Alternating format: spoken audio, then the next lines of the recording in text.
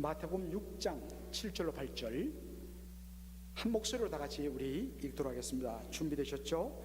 자, 시작. 또 기도할 때에 이방인과 같이 중언부언하지 말라. 저희는 말을 많이 하여야 들으실 줄 생각하느니라. 그러므로 저희를 본받지 말라.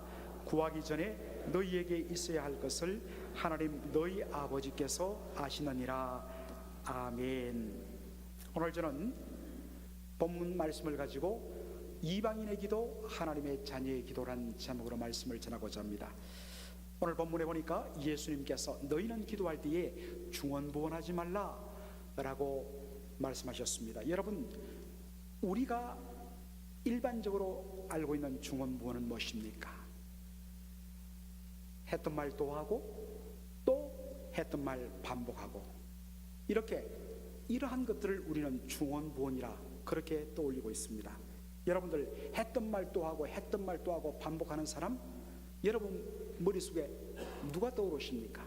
어떤 분들은 우리 엄마, 어떤 분들은 우리 와이프, 이렇게 여러분들 떠올리기 쉽습니다. 여러분들 술 취한 사람들 보시면 어떻습니까? 벌써 눈이 풀리고 입이 살짝 올라가면서 목소리도 그냥 꼬아가면서 했던 말 또 하고, 너 들었어? 하면서 또 했던 말 또 하고 그런 분들을 여러분들 보셨을 것입니다. 그래서 우리가 일반적으로 중언부언이라는 이 우리의 머릿속에 있는 개념을 가지고 우리는 중언부언 기도하지 말라 하는 말씀을 접근하기 쉽습니다. 이미 하나님 앞에 기도했던 것을 똑같이 되풀이해서 반복적으로 같은 기도를 하는 것을 우리는 중언부언이라 할 수 있느냐? 그렇지 않다는 것입니다. 여러분, 진실한 마음으로 하나님 앞에 나와서 정말 내 마음을 쏟아내면서 했던 기도를 반복해서 얼마든지 할 수 있다는 것입니다. 같은 내용으로 반복적으로 기도하신 분의 대표적인 분을 들라면 누구겠습니까? 바로 우리 예수님이죠. 잡히시기 전날 밤에 예수님 겟세마네 동산에서 기도하셨습니다. 이 겟세마네란 말이 바로 오일 프레스, 바로 올리브 기름을 넣어서 기름을 짜내는 기름틀이란 말입니다. 정말 그 이름 그대로 겟세마네 동산에서 예수님 온 밤을 새워서 하나님 앞에 정말 얼굴에 떨어지는 땀방울이 빗방울이 되듯이 기도를 하신 것을 우리가 알 수 있습니다. 예수님 기도가 무엇입니까? 아버지여, 할만하시거든 할 수만 있다면 이 잔을 내게서 지나가게 하여 주옵소서. 그러나 내 뜻대로 마옵시고 아버지의 뜻대로 하시옵소서라고 얼마나 기도를 하셨습니까? 여러분, 예수님께서 그 밤에 새벽까지 몇 번 기도하셨죠? 3번씩이나 이 기도를 가지고 하셨습니다. 그런데 여러분, 히브리 사람들의 개념에서 3번은 우리와 다릅니다. 우리에게서 3번 하면 1번, 2번, 3번, 숫자 3입니다. 그러나 히브리 사람들에게 있어서 3번이란 것은 끝없이 반복되는, 수없이 반복된다는 그러한 뜻입니다. 따라서 예수님께서 그 밤을 새벽까지 새시면서 기도한 내용이 뭐겠습니까? 끊임없이 아버지여, 이 잔을 저에게서 옮겨가 주시옵소서. 그러나 내 뜻대로 마옵시고 아버지의 뜻대로 하옵소서. 밤새도록 내 뜻대로 마옵시고 아버지의 뜻대로 하옵소서 기도했던 것입니다. 여러분, 누가 이것을 가지고 중언부언이라고 말할 수 있겠습니까?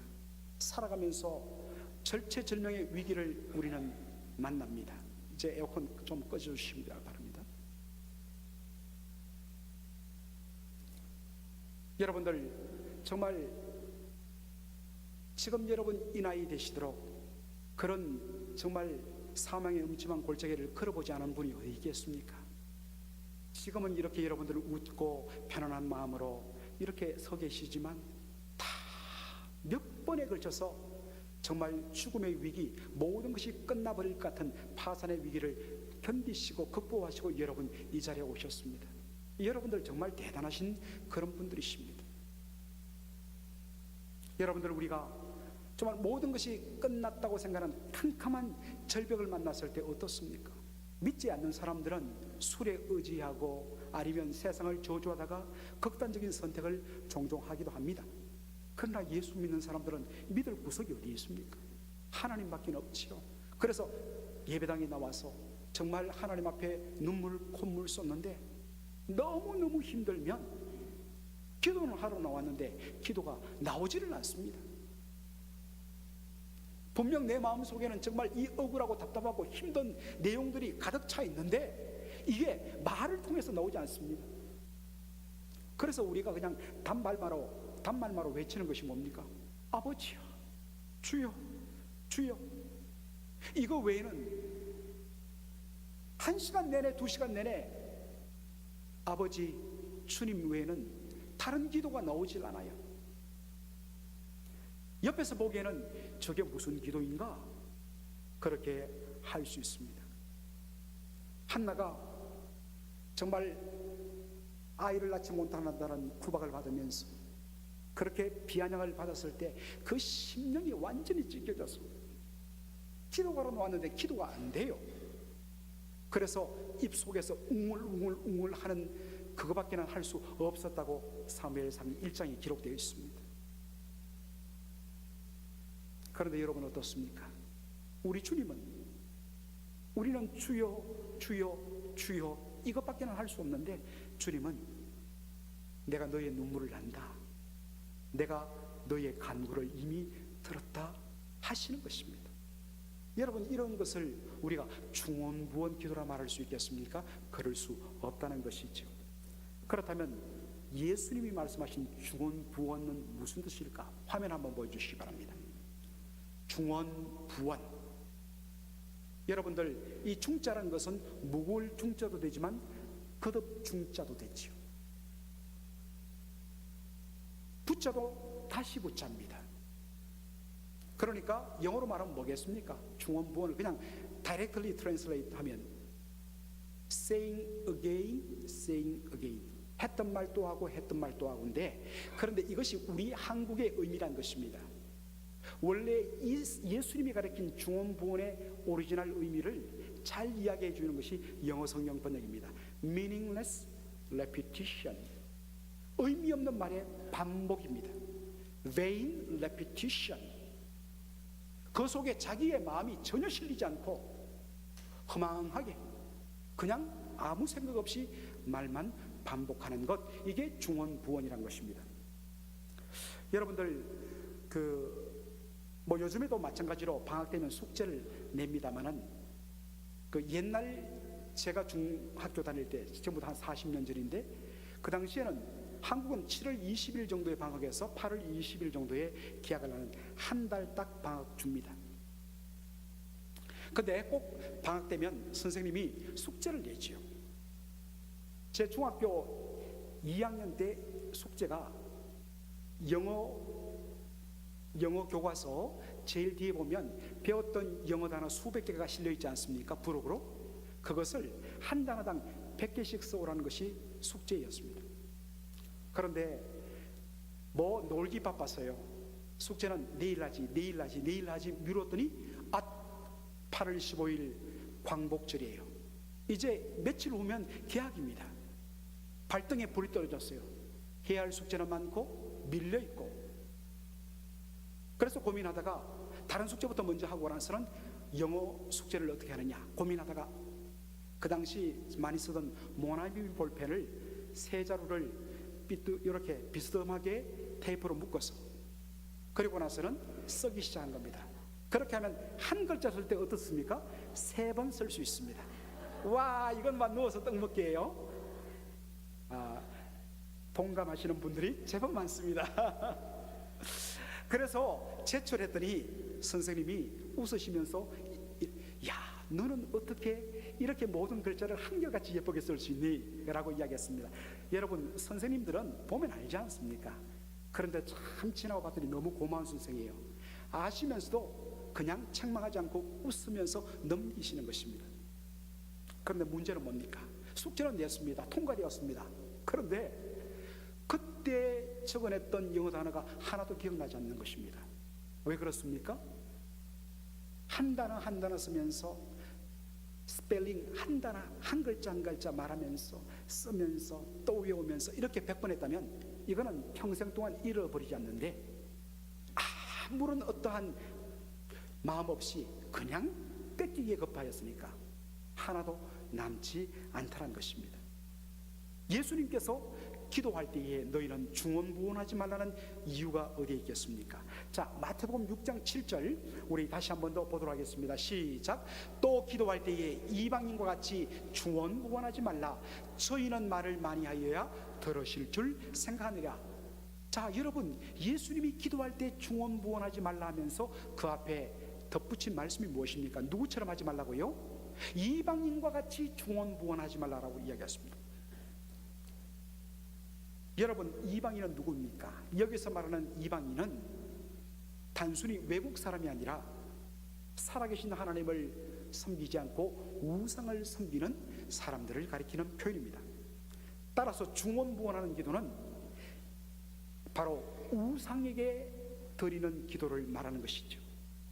여러분들, 왜 이방인들이 자기들이 믿는 우상들에게 기도하면서 중언부언, meaningless repetition, 중언부언 기도하는 것일까요? 자, 다시 마태복음 6장 7절 보여주시기 바랍니다. 저희는 말을 많이 하여야 들으실 줄 생각한다. 이 이방인들이 우상 앞에 나와 기도할 때 무슨 생각으로 중언부언하냐면, 내가 많은 말을 쏟아내고 오랫동안 기도해야지 신이 내 기도에 응답할 것이다. 다시 말해서 나의 기도의 분량, 시간과 말의 분량이 크면 클수록 그것이 응답의 속도, 한 달을 걸릴 거 익스프레스로 이틀 만에 나오는 것과 같이 응답의 속도를 빠르게 하고, 그리고 축복의 내용, 응답의 내용을 더 크게 한다. 그렇게 생각했기 때문입니다. 그래서 그들은 기도할 때 할 수만 있으면 많은 말들을 쏟아내고 오랫동안 기도한다는 것입니다. 그런데 그게 쉽지 않지요.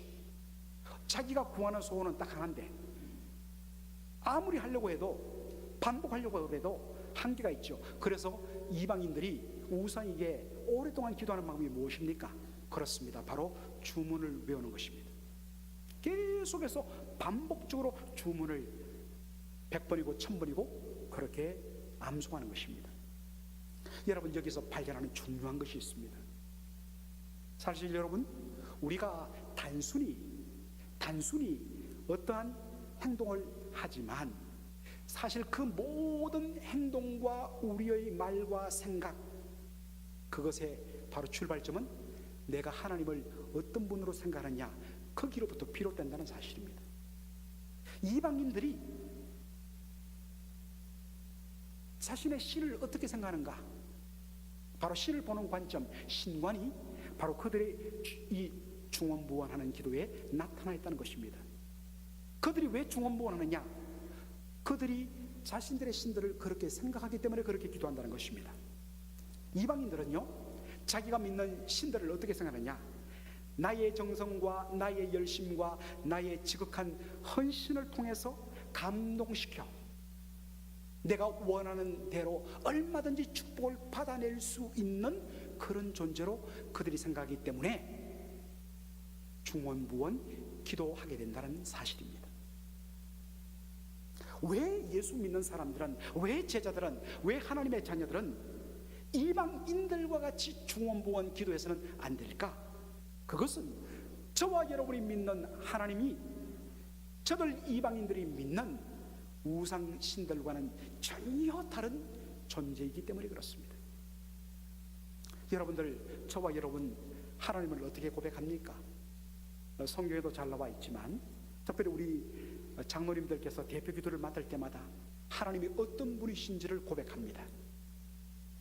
우리 하나님은 전능하신 분이세요. 우리 하나님은 창조주세요.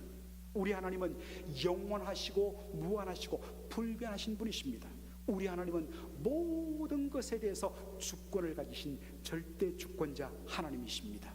얼마나 아름다운 신앙 고백인지 몰라요. 자, 그런데 여러분 한번 생각해 보십시오.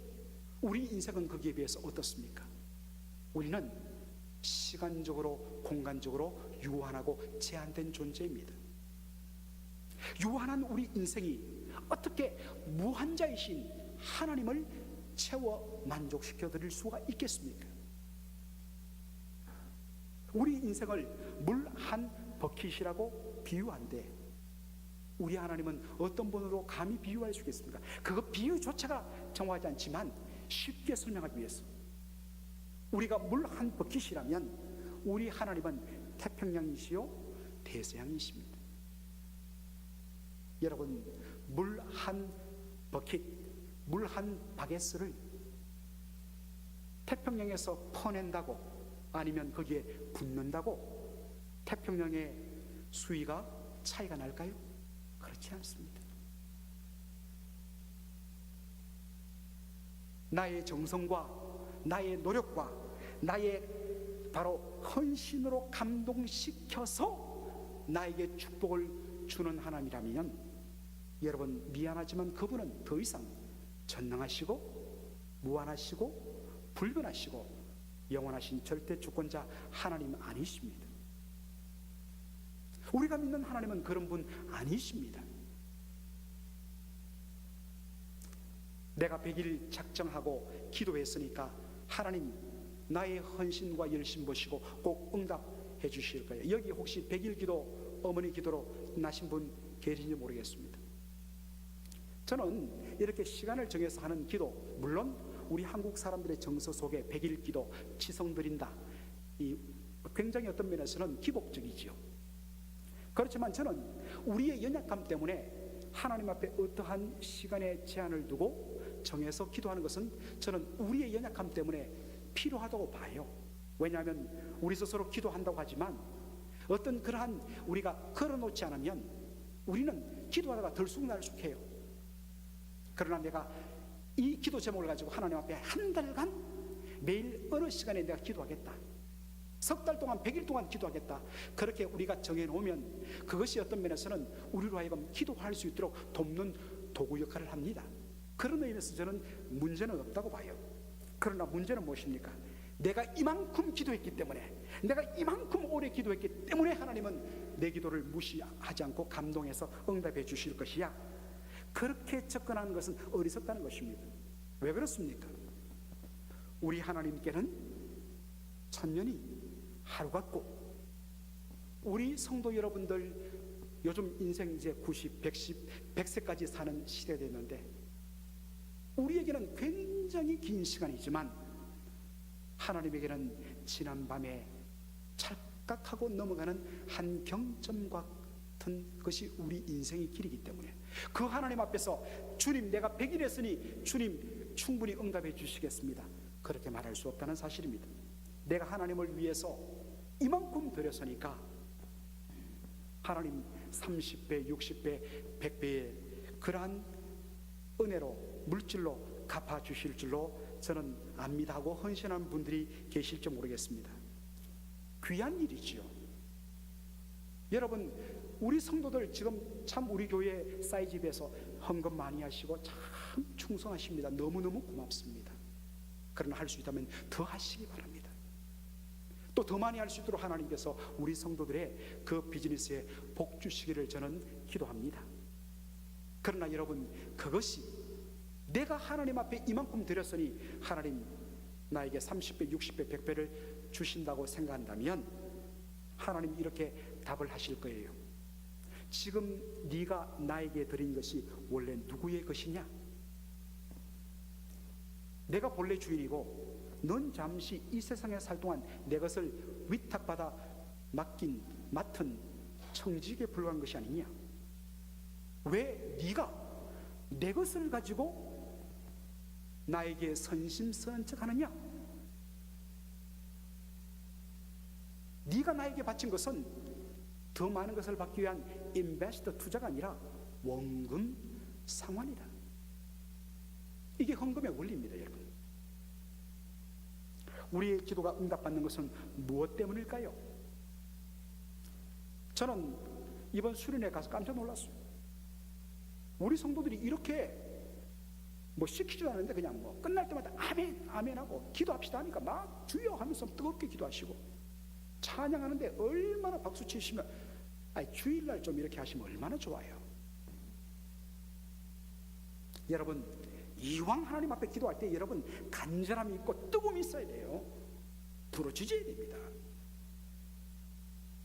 이왕 기도하는 것 하나님 앞에 여러분 기도할 때, 저 토요 새벽 기도에 오신 분들한테도 부탁드립니다만은, 기도하러 왔잖아요. 최소한 10분, 20분 정도는 주님 앞에 마음을 쏟고 내려가야 되지. 그냥 제가 앞에서 기도 좀 이렇게 하면 한 2, 3분 만에 벌써 뽀시락뽀시락 우르르 내려가십니다. 친조 좀 천천히 하세요. 이왕 하나님 앞에 놓은 것 기도 열심히 좀 하시기 바랍니다.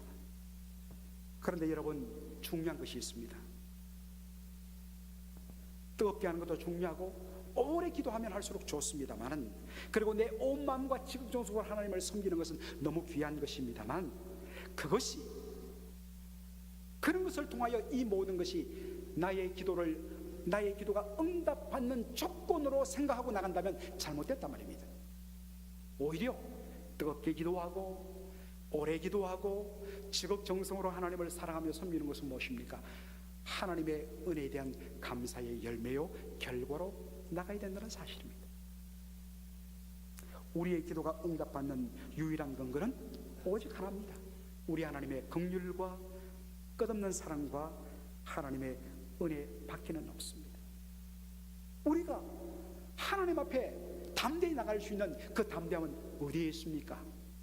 내가 이만큼 하나님 앞에 충성했기 때문에, 이만큼 헌신했기 때문에 그것이 여러분의 담대함의 근원이 된다면 여러분 기도의 문은 사실 막힌 것입니다.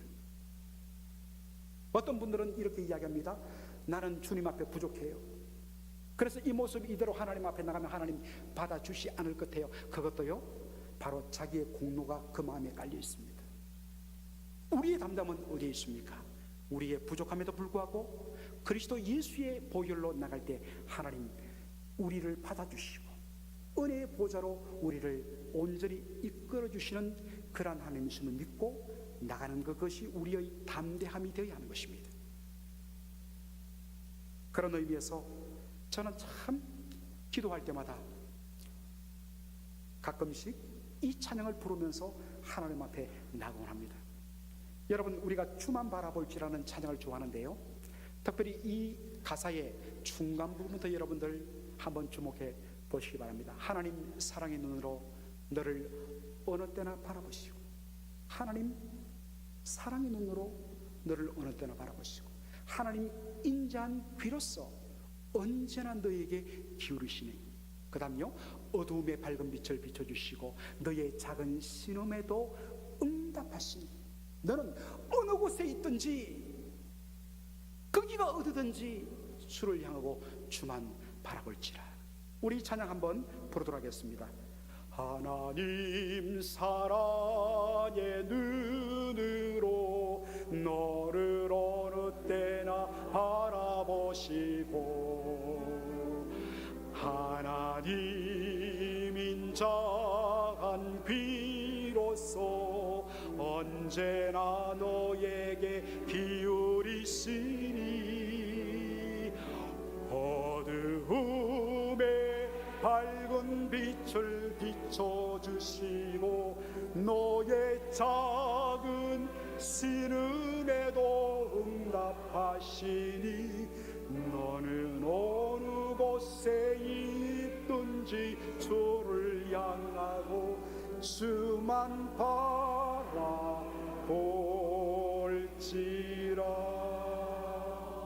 여러분, 고백하셔야 됩니다. 이런 고백이 우리한테 있어야 됩니다.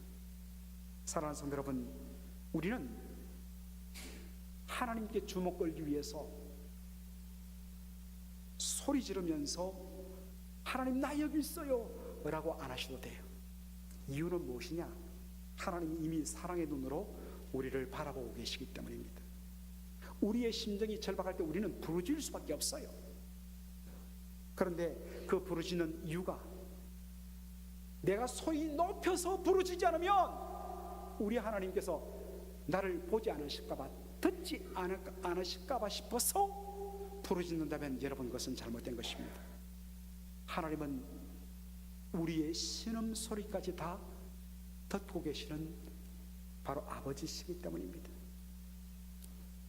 옆 사람에게는 귀를 기울여도 그 사람의 웅을 긋는 소리 너무나 애통하고 답답해서 소리가 나오지 않는데 하나님의 귀에는 천둥 소리로 들린다는 사실입니다. 그러므로 우리의 할 일은 무엇입니까? 오직 하나, 주만 바라보는 것입니다. 우리가 어디에 있든지 하나님은 그곳에 임하시며 우리의 기도를 들으시는 분이시다. 이게 우리 아버지시다. 내 모습 이대로 주님 앞에 나와야 합니다. 제가 이야기하지만은 꾸밀 필요 없습니다. 부족한 모습 그대로, 우리의 연약한 모습 그대로 아버지 왔습니다. 우리 주님 구하시는 제사는 무슨 제사라고 했습니까? 상한 심령이라고 했어요. Broken heart. 상한 심령, 깨어진 심령 있는 모습 그대로 나오면 주께서 받아 주시겠다고 하십니다. 주여, 우리의 열심이 아니라 하나님의 열심이 이 모든 것을 이루신다는 것입니다. 말씀을 마칩니다. 수년 전에 한국에 하나님의 보호자를 움직이는 기도란 책이 나와서 수많은 사람들이 그 책을 샀습니다. 그 책의 저자는 자기는 밤 12시에 일어나서 새벽 7시까지, 아침 7시까지 기도의 숫자가 늘어나서 하루에 7시간 기도했더니 하나님의 보호자가 움직이더라. 너희들도 그렇게 기도해봐라. 그러한 내용이었습니다. 아까도 말했지만 정말 여러분 할 수만 있다면 더 오래 기도하고 더 간절히 기도하고 더 뜨겁게 기도하십시오. 그러나 여러분 하나님의 보좌가 우리 인생이 무엇이기에 내가 7시간 기도했다고 하나님 보좌가 움직이고 1시간 기도했다고 하나님 한번 흔들고 마는 것입니까? 하나님을 몰라도 너무 잘못 안 거예요. 언제 하나님께서 우리가 충성다하는 것 보고 그 아들 보내셨나요? 아니에요. 우리가 아직 죄인 되었을 때 우리를 사랑하사 그 아들을 보내셔서 대신 죽게 하심으로 우리를 구원하신 하나님이십니다. 그분께서 자발적으로 일어나셔서 우리 앞으로 다가오고 우리를 품어주시고 우리를 축복하시며 응답하시는 하나님이세요. 따라서 여러분의 열심과 수고, 헌신 너무 귀합니다. 하십시오. 그러나 그것으로 하나님을 감동시키려고 하지 마십시오. 언제나 풍성한 은혜와 사랑으로 우리를 품으시는 그분 하나님을 의지하고 그분 앞에 나오십시오. 하나님 앞에 나올 때 우리가 들고 나올 것은 우리의 업적과 열심이 아니라 목마른 영혼과 상한 심령 그 자체로 충분합니다. 우리 찬송가 349장 후렴을 그냥 반주 없이 한번 부르도록 하겠습니다.